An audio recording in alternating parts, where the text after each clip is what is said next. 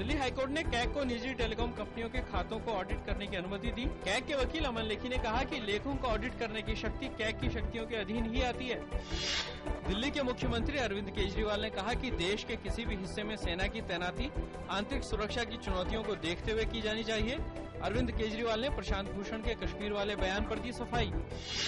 केंद्रीय सूचना और प्रसारण मंत्री मनीष तिवारी ने प्रशांत भूषण के बयान पर प्रतिक्रिया देते हुए कहा कि जम्मू कश्मीर देश का अभिन्न अंग है। उन्होंने कहा कि भूषण को सभी पहलुओं की जांच पड़ताल के बाद ही बयान देना चाहिए। भाजपा नेता मुख्तार अब्बास नकवी ने प्रशांत भूषण के बयान पर कहा कि कठिन परिस्थितियों में सेना कश्मीर में काम करती है, ऐसे में सेना पर सवाल उठाना गलत है। मार्क्सवादी कम्युनिस्ट पार्टी नेता सीताराम येचुरी ने कहा कि केंद्र और जम्मू कश्मीर सरकार को सेना की तैनाती के बारे में निर्णय लेना है। उन्होंने कहा कि इस पर जनतांत्रिक तरीके से लोगों की राय के हिसाब से निर्णय नहीं लिया जा सकता। आंध्र प्रदेश के नालगोंडा में आज दोपहर एक फैक्ट्री में आग लगने के कारण अफरा तफरी मची। हादसे में किसी के घायल होने की सूचना नहीं। नवनिर्वाचित छत्तीसगढ़ विधानसभा का पहला सत्र आज से शुरू।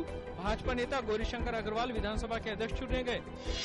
उच्चतम न्यायालय ने केंद्र को निर्देश दिया कि देश में वन नीति पर अमल सुनिश्चित करने के लिए राष्ट्रीय नियामक नियुक्त करे, जिसका कार्यालय सभी राज्यों में हो। किंगफिशर एयरलाइंस के कर्मचारी आज से अनिश्चितकालीन हड़ताल पर। कंपनी के कर्मचारियों को पिछले 17 महीनों से वेतन नहीं मिला है। कर्मचारियों ने किंगफिशर के खिलाफ कड़ी कार्रवाई करने की मांग की। दिल्ली के उपराज्यपाल नजीब जंग ने कहा कि उनकी सरकार कैग द्वारा बिजली कंपनियों के खातों का परीक्षण करवाएगी और जो भी कंपनियां ऐसा करने में असमर्थता जताएंगी उनके लाइसेंस रद्द किए जाएंगे। आंध्र प्रदेश विधानसभा के शीतकालीन सत्र के दूसरे भाग में आज की कार्रवाई भी तेलंगाना के मुद्दे पर तेलुगु देशम पार्टी और वाईआरएस कांग्रेस पार्टी के विरोध प्रदर्शन के चलते हुई बाधित। बांग्लादेश में 5 जनवरी को हुए आम चुनावों में परिणामों में वर्तमान प्रधानमंत्री शेख हसीना की पार्टी आवामी लीग को स्पष्ट बहुमत मिला।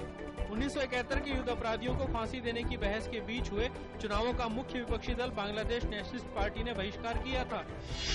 सेंसेक्स 64 अंक की कमी के साथ 20,787 पर बंद हुआ, तो निफ्टी 20 अंकों की कमी के साथ 6,191 पर बंद हुआ।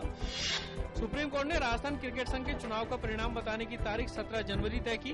साथ ही कोर्ट ने कहा कि चुनाव का परिणाम आने के बाद ही वो ललित मोदी के खिलाफ दायर की गई याचिका पर सुनवाई करेंगे।